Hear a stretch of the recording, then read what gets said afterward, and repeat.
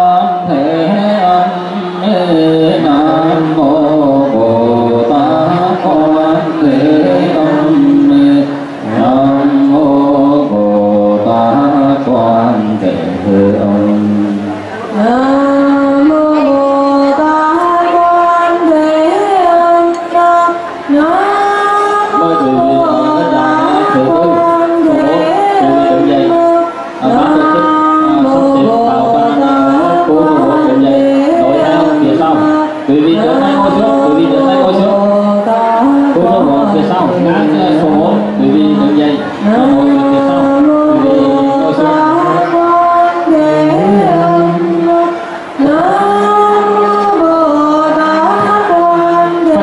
Phật tử cầm số 4 đứng dậy.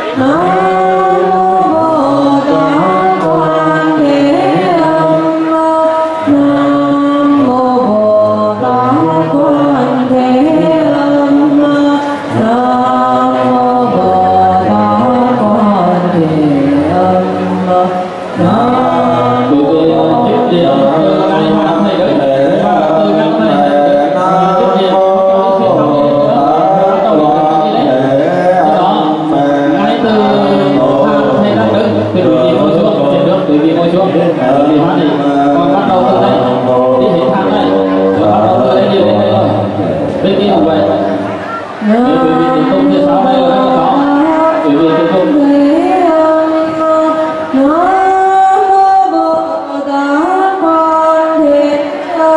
Quý bạn một chút.